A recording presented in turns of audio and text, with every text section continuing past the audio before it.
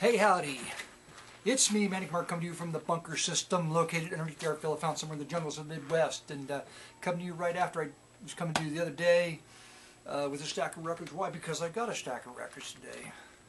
I decided to go to half price, full price, super high price books and take in a big heavy stack of books to get some money so I could buy records, and then he didn't give me any money for them, but I knew that was going to happen. But it nonetheless always shocks me, and the person behind the counter always seems embarrassed to tell me how much they're going to give me for the record. Well, the collectible books, there's some Tom Swift books and some older books I had lying around. Oh, the collectible books are, there's condition problems. I'm like, whatever. I was thinking about doing one of those local TV spy reports where you plant something really good in the stack and then they offer you the 50 cents for the book, and then the camera crew bursts in and the microphone comes up and says, "What do you mean this book's worth $10,000? You're ripping people off." Investigative reporting, that's what it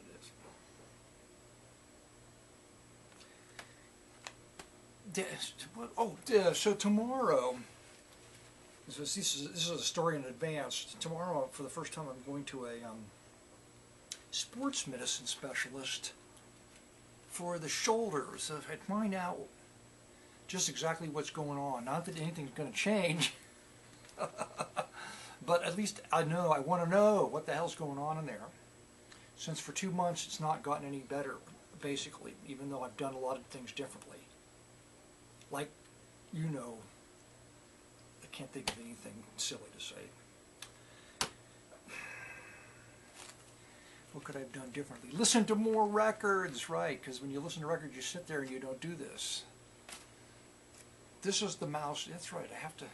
Sometimes my mouse hand does get tired because my shoulder's got to hold it up. So there's some stress involved in listening to records. The turntable's over here, so most of the time I'm just punching the button with this hand. And I get up, and that's the other thing. I get up, I bought a cork platter cover, because, well, it'll cut down on the static electricity, but every time I get up in the winter and I touch the, it hurts. So then I'm thinking, well, that's probably what happened to my last cartridge, is those little shots of electricity probably messed it up. That's what I'm thinking. I don't know for sure. So anyway, but nonetheless, I like the cork platter, and I made a shock base for the turntable. Maybe they sell it. I don't know. I made one. I bought legs for it. That's a pretty fancy setup now. So the one record I held up, it was a Shure test record. It had the hypnotic circles in it, and I put that on. I've got a cheap cartridge and a cheap needle.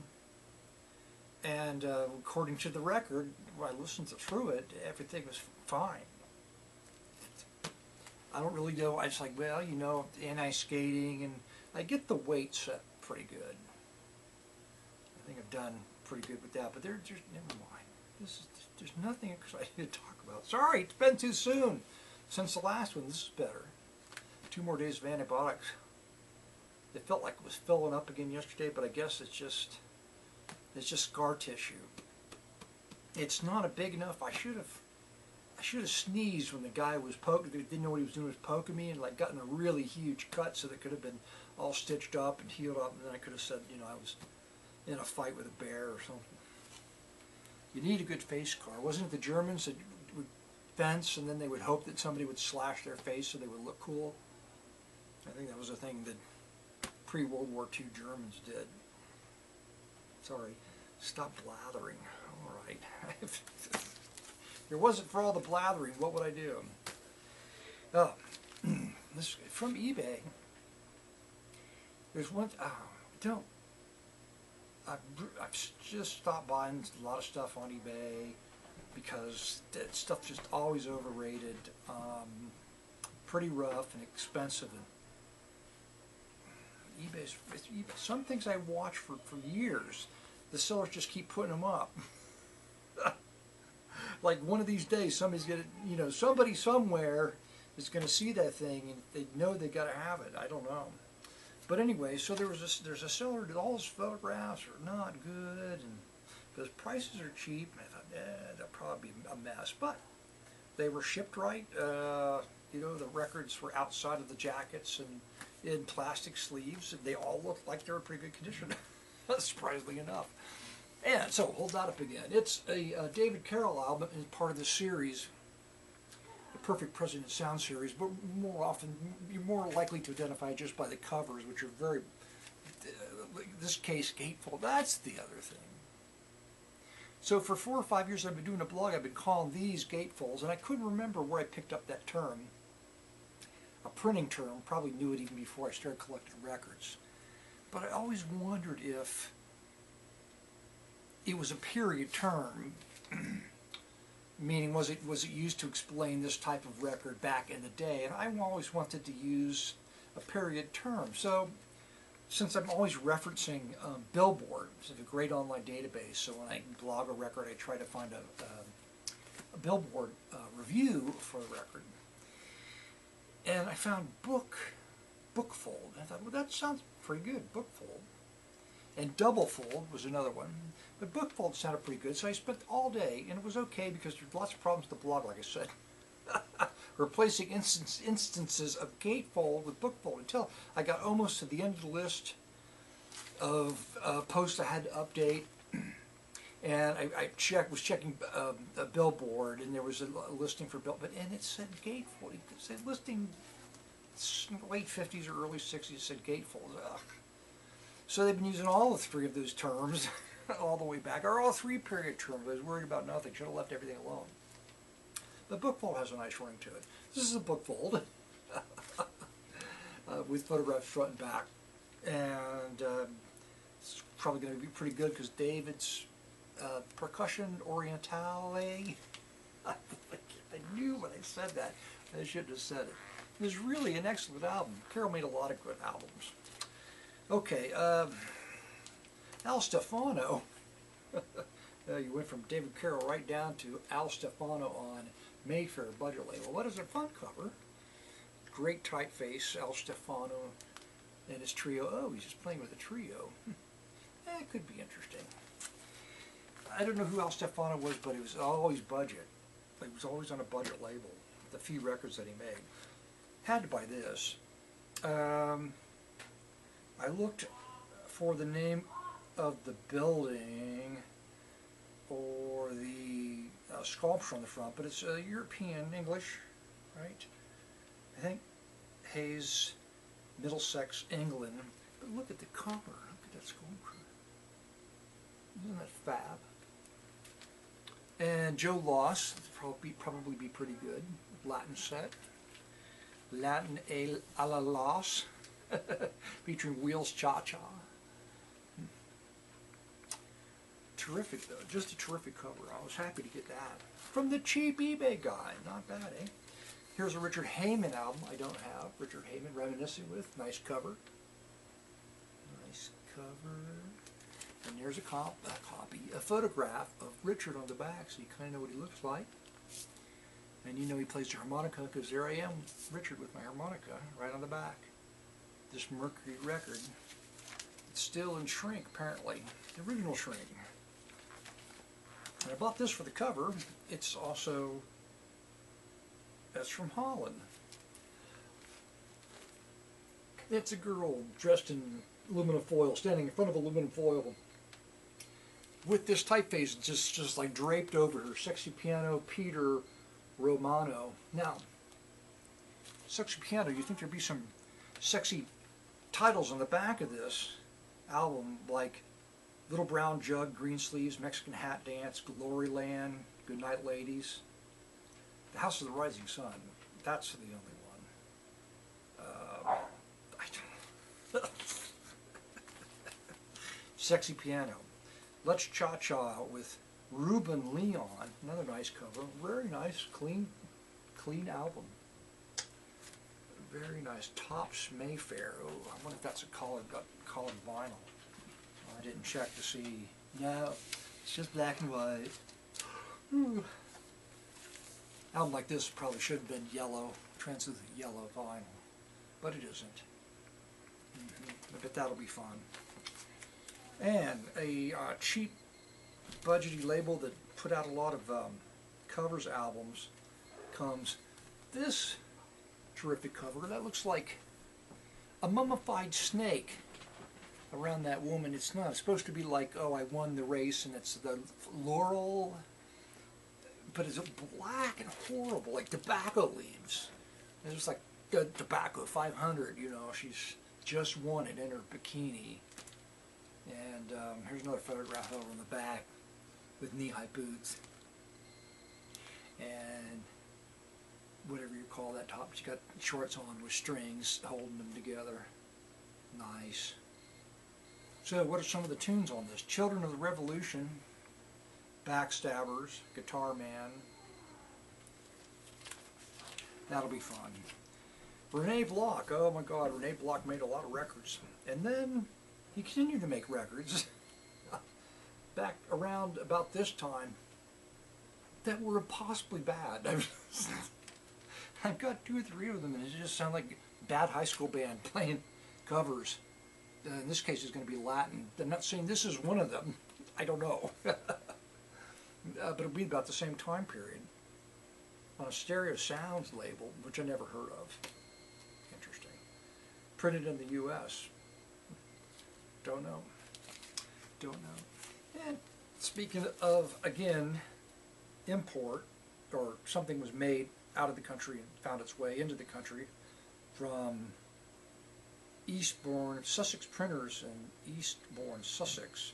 It's the Shearing Touch. It's a great kind of abstract art cover with a disembodied silhouette of a hand. You would assume George Shearing's hand. Shearing's on piano, Emil Richards, vibes, Gene Toots, Thielman's guitar, Al McKibben bass, and Percy Bryce drums, and Armando Peraza bongos and conga drum. There's a name I don't know. It's part of Shearing's quintet. 1, 2, 3, 4, 5. 5 people in this quintet. This cover. We're on to the half price, full price, super high price books. In the dollar bin. Cover's not the best, but it's from 1955. And again, 1955 is 50, 60, over 60 years old. Where can you get so much joy for $1 for stuff that's over 60 years old? Like this. It's a great cover. Classic. Classy. And Jazz Pacific, it's a jazz album in the dollar bin. Spanish Onions, Les McCann. Hopefully he's got a scratch on it. That's for $1. Not clean up and listen to it. It's a trio. What do they cover? 3 songs on the front. Side 1 has just 3 tracks on it, including Spanish Onions.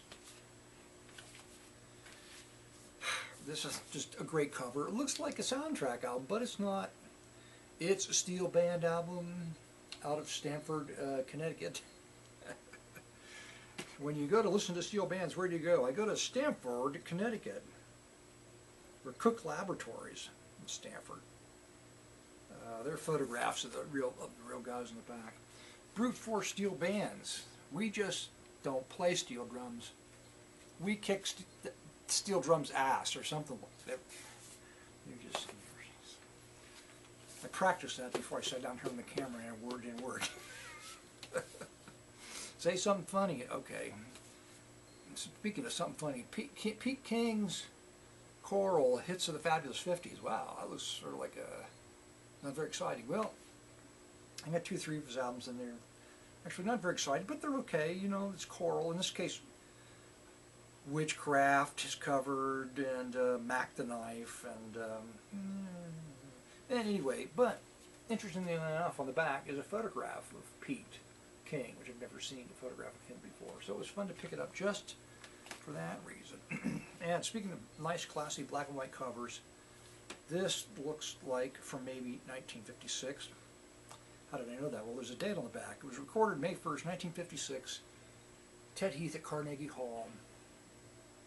Could be good. There's some great titles on this, like Stonehenge, Autumn in New York, Procession, Lullaby and Rhythm. Might be fine. And here's a pretty colorful, fun cover. It's a Topps release. Yeah, My Fair Lady. But it's Lou Raymond and Hollywood vocalist, so, well, you know, might be something. Anyway, hold up, show the cover. Sweet cover, very colorful. It's Topps. Yeah, just black. Just black vinyl. It's so depressing. How about this one? Ooh, so dirty. This is also a great cover, very budgety, golden tone. It's a terrific photograph. Rhapsody in Blue and American in Paris, the new London Symphony Orchestra conducted by Lionel Atkins. It'll be horrible, but it's a really nice cover. And before I hold up the last one, so what do you do when you get a really dirty record? Well, I go to the kitchen sink and I got a little soap dispenser. I squirt soap on it and I just take my hand, rub the soap around, turn it over, do the same thing, turn the water on, and then rinse it off. Yeah, sometimes the water gets on the label. I kind of rinse around it, but then I put it on a towel and take another towel, wipe it this way and wipe it this way with the grooves, and for the most part, it does a pretty good job, especially cleaning off fingerprints and getting rid of most of the dust. If it's a pretty dirty record, sometimes you just got to let the needle clean out the grooves. Okay, last but not least, I found a stereo action album I don't have in the dollar bin at half price, full price, super high price books. I don't even think I've seen this one before. I have no idea what to expect from it. This is a die cut with this guy's face in it, who Manny Album and his orchestra. So it says double exposure, 22 tunes, 2 at a time. Assume they're like medleys, 2 at a time, like C Jam Blues and 1 O'Clock Jump, smooshed up somehow together. So if you don't know what a stereo action album is, it's a very thick, heavy cardboard cover with a very fancy sleeve that has printing on it, glossy sleeve that has printing on it. And usually it's an abstract design, some kind of color, fun color, abstract design that shows through. Because it was kind of space age and high tech. Now it won't go back in. There we go. This is his foil. It was a very lush, expensive production, and many of them are pretty good. And some of them are like, oh, we'll experiment with stereo, and not in the good way, like bouncing back and forth just because. But many of them are pretty cool. Pretty cool to go and collect them all, including that one I've never seen before. There you go. So, thanks for stopping by, and I guess it'll be the Odyssey of the Shoulder will continue, but not until I find some more records, and you never know when that's going to be. I got to go back to the other record store because I got a gift card and I haven't used it all up. There's $16 left, and I've gotten more records ready to go. The last time I was there, the guy was like, "Oh, nobody likes all this jazz," and I go, "What jazz? What is he talking about?" It was a whole giant box of mood records, and he called them jazz records. Anyway, they're not all that now. And I got to pick out all the good ones that he may like and stick them on top, kind of like the icing on the cake of not so jazz records. You know? Turn the thing off and go upstairs and create a musical sample. All right. Oh, let me just say, thanks for everybody for leaving a comment, like concerned about the thing, which is better. And then I should have like slapped a guy around and got another guy in the room, but I just so much wanted somebody to poke the thing and get it over with that I was willing to risk messing up this beautiful face with the rookie guy, you know, with the Cub Scout Swiss Army knife cutting tool that he was using that didn't know how to use. Anyway, it's all worked out for the best, I think. I hope. Time will tell. It always does. Turn that thing off.